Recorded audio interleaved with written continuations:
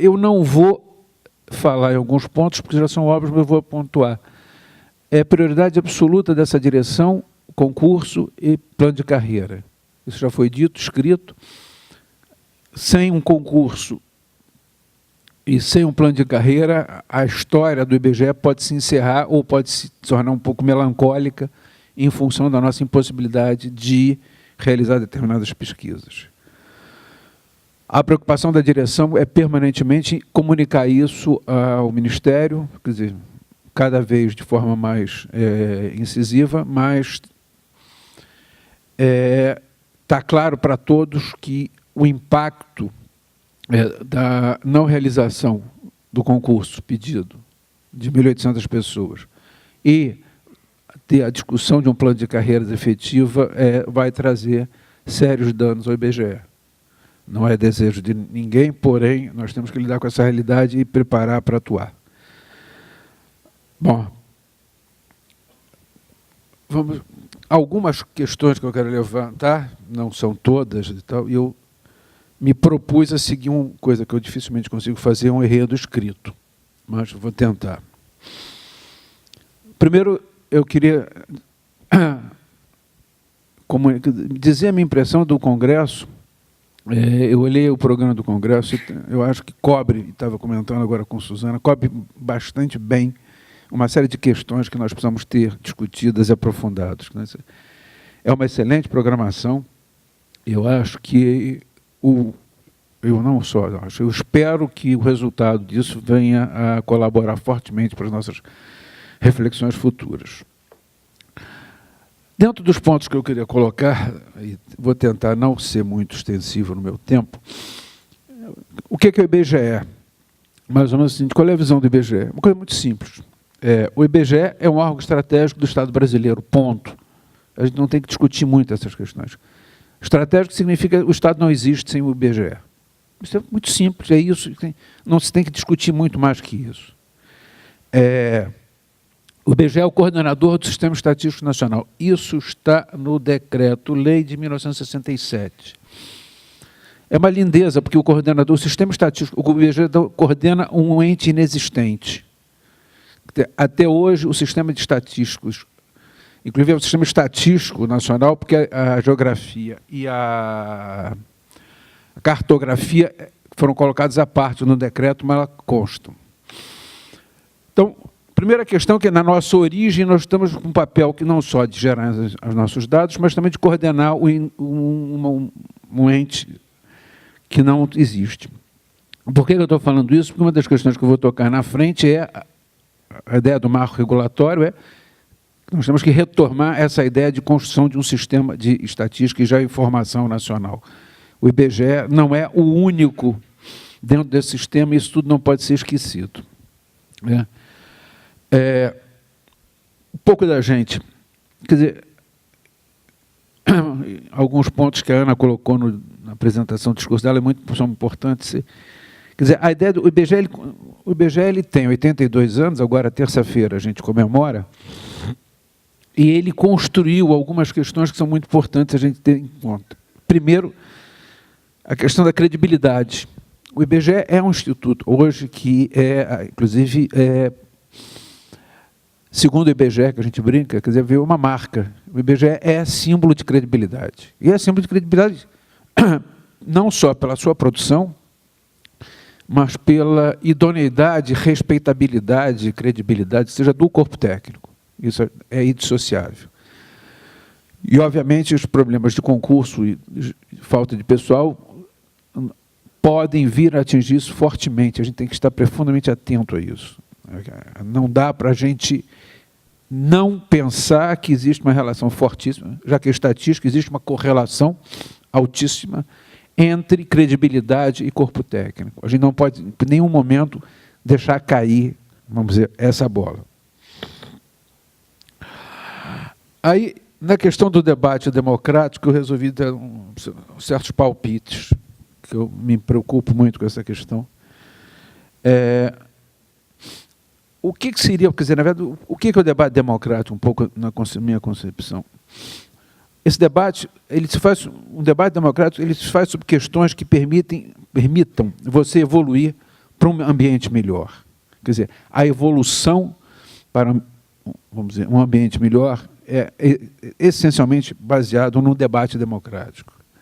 Quer dizer, a demografia, ela não é um fim, mas ela é o ambiente onde uma sociedade, uma instituição ou mesmo uma família avança para uma situação melhor que a antecedente. Isso é fundamental nós termos em conta. Quer dizer, especificamente para a gente, a estatística e a geoinformação, elas são a nossa matéria-prima e nós não devemos nunca esquecer disso. Invertendo a ordem. E nesse ambiente, como é que você vive um ambiente desse? Um ambiente democrático, o debate democrático, ele faz pela concordância, ele faz pela discordância, que eu particularmente chamo de discordância com esperança. Não necessariamente nós vamos concordar, nós vamos discordar, mas existe a discordância com a esperança que essa discordância vá sendo elaborada. E tem uma concordância na qual nós discordamos, que é, existem posições discordantes e nós temos em algum momento concordar que nós discordamos, isso é um ponto do debate que avança. Não se espere, e aí, que nós vamos ter efetivamente a concordância permanente. É importante ter claro que mesmo quando você está na concordância, na discordância, existe vida, existe debate. Uma sociedade onde todos concordam sinaliza que tem alguma coisa errada nessa história. Tá? A concordância absoluta é a morte das ideias, do debate e do pensar. Se parte permanentemente num ambiente democrático da discussão, da polêmica e da possibilidade de discordar mais do que concordar para você evoluir com as suas ideias. É um pouco isso que a gente tem que pensar aqui no IBGE, pelo menos nós estamos pensando o seguinte: ouvir, concordar, discordar, mas sempre passar para um ambiente melhor, onde as coisas possam ser gradativamente avançadas.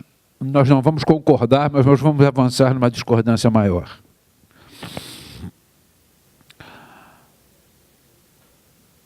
Dentro desse ambiente, eu queria focar um pouquinho na estatística e na geoinformação.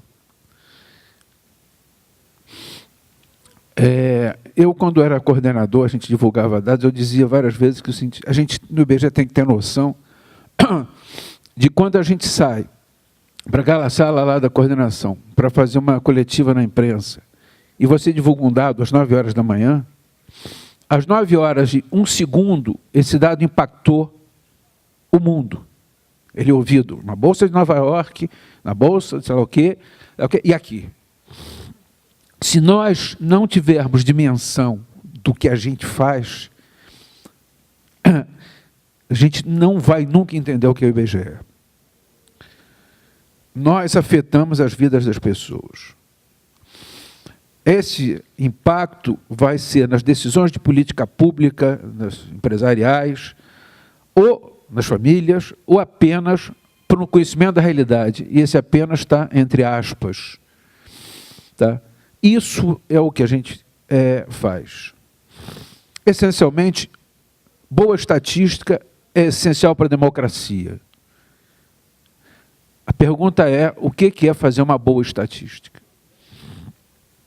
O que é isso?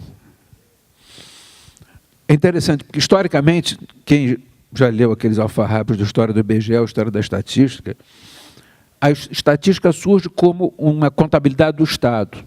A função da estatística era fazer a contabilidade do Estado, PT, saudações, estava resolvido.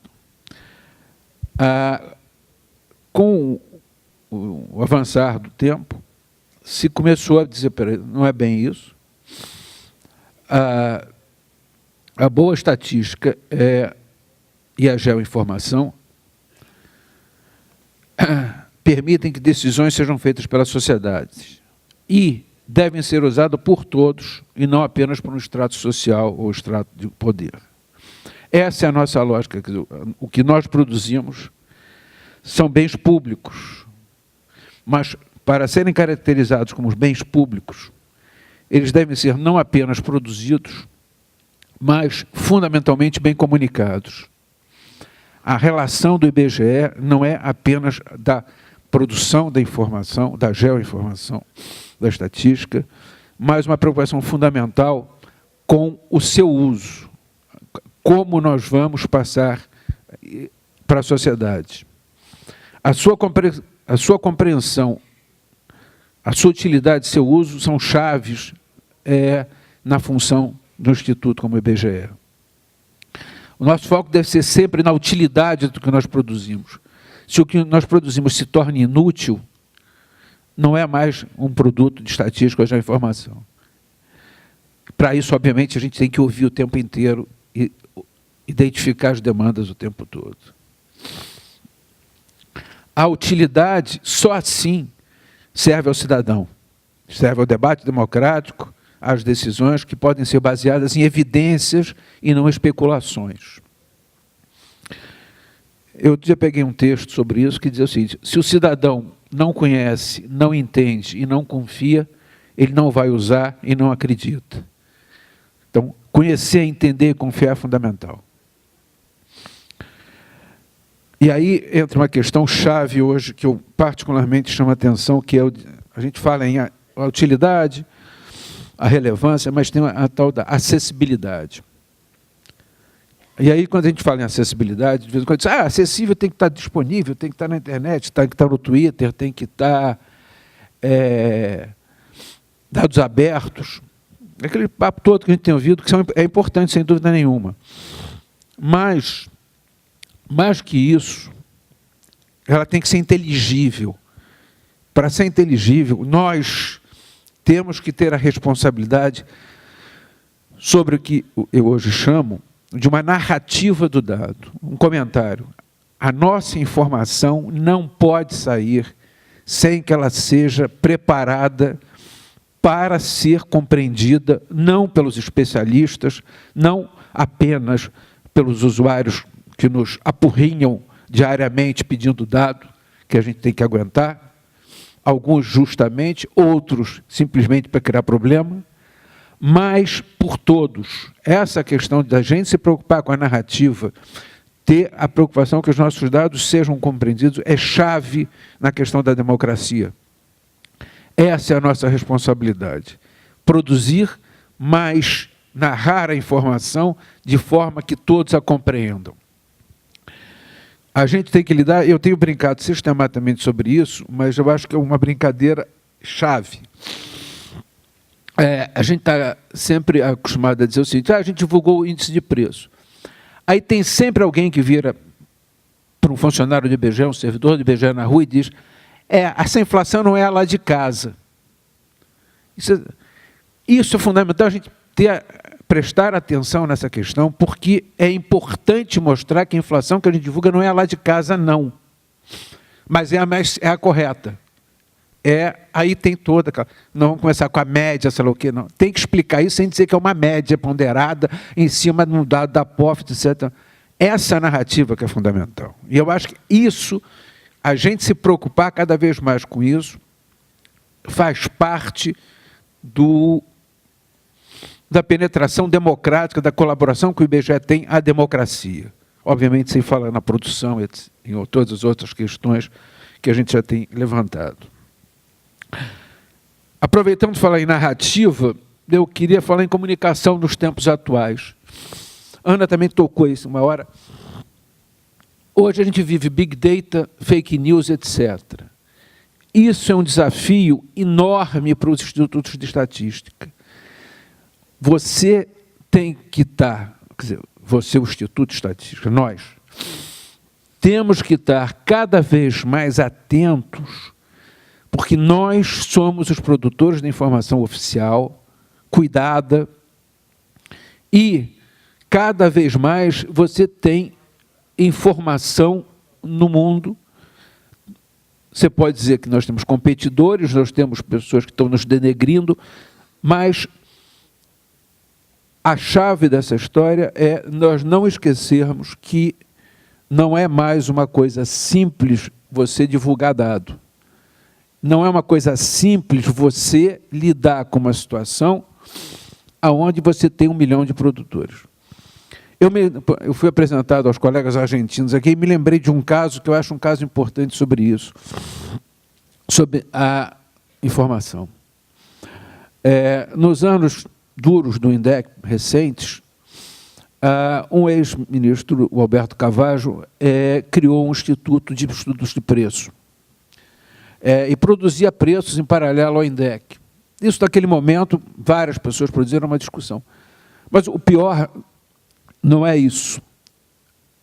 Em seguida, eles foram para uma universidade americana, que eu não estou me lembrando qual, e hoje produzem, usando Big Data, preços dos países, inclusive o Brasil.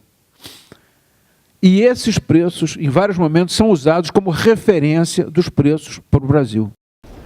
Eu acho que isso é um exemplo tipo da nossa preocupação, quer dizer, cada vez mais você tem grupos que geram informação se apresentando como informação oficial. Por isso a questão da narrativa, a gente tem cada vez mais estar atento e ciente da nossa preocupação em defender o nosso produto, sabendo que o mundo está coalhado de informações, quer dizer, a sociedade de hoje, se você pegar a mídia, jornais, nós estamos completamente afogados em números o tempo inteiro, seja a boa imprensa sobre a má imprensa, todas têm muito número, são quantitativas, e a nossa obrigação é estar atento a isso e cada vez mais atuar. Eu acho isso uma questão fundamental hoje para olhar o IBGE. Acho que eu coloquei aqui um pouco da nossa realidade. Ou seja, eu, no dia 1º de junho, faço 1 ano como presidente do IBGE. Eu trabalhei 38 anos no IBGE para virar presidente neste momento. Isso é uma piada. Mas, tudo bem, pode ser um momento melhor até do que em momentos de paz. É um momento de cortes, ajustes, indefinições. Então, a gente tem que se preparar para a transição. Haverá uma transição. Pode ser? Não sei, mas nós temos até dezembro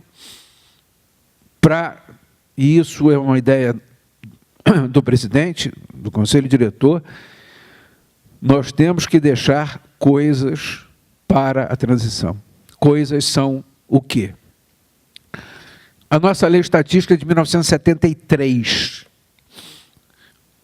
A maioria dos países que tem sistemas de estatística talvez mais fortes, sociedades que consigam debater um pouco mais, vêm mudando os seus marcos desde o ano 2000.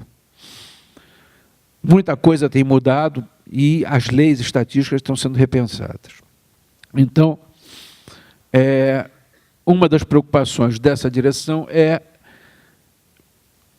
como é que nós vamos rever o marco regulatório da estatística, que é baseado numa lei de 73, onde fala num tal de PGIE, que é o Plano Geral de Informações Estatísticas e Geográficas, que foi aprovado em 1992 e nunca mais foi aprovado. E na lei diz claramente que o IBGE se realiza sob o Plano Geral de Informação. Esse plano está no papel, ninguém nota isso. O plano tem senso industrial ainda, tem senso econômico, coisa que a gente não faz desde 90. Então, o nosso marco, quer dizer, não só a lei estatística, como o Plano Geral de Informações, estão completamente defasados. Como a estrutura do IBGE não foi discutida desde 1985, se não me engano. Então, a questão, eu acho, fundamental, nós temos que focar nessas questões. Como? Tem que trabalhar, é o que eu chamo de modernização do IBGE. Modernização, eu sempre tenho cuidado de dizer assim, olha, eu não estou dizendo que o IBGE está errado, está velho, não. Modernização é que você tem que avançar. E as coisas estão correndo, então a gente tem que ficar atento a isso. Qual é esse processo do marco? Ana, não se preocupa que a gente não vai fechar nada sem discutir. Aliás, a gente está baseado para começar a conversar, para não ficar muito perdido, saiu a União Europeia, através do Eurostat, publicou uma lei genérica para os sistemas de estatística. Estatística, infelizmente, porque só o IBGE, o México e o Bahrein têm geografia e estatística. Então, a lei é estatística, mas a gente está pensando ambas, lei, estatística e informação. A gente traduziu isso e distribuiu. Eu espero que tenha sido bem distribuídas. Eu, infelizmente, não controlo isso, mas já falei na minha reunião com vocês que, se não chegou, reclamem, que a gente está... A ideia é olhar como é que você tem um projeto de lei estatística aberto, genérico, para a gente pensar sobre esse projeto.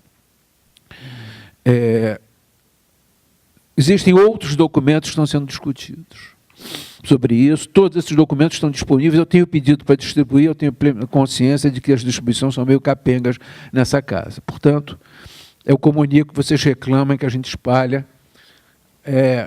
A Sônia está aí. Todo mundo conhece a Sônia. O Robertinho, que não foi citado, esquecendo o pobre coitado do Robertinho que está aqui, que hoje está trabalhando... Não estava, chegou de surpresa, mas ele foi encarregado de mais coisas, então é outra vítima que vocês podem perseguir, tá? Diana. Porque a ideia é exatamente saber o que está acontecendo. A gente esquece de falar, não é por mal não, mas é muita coisa.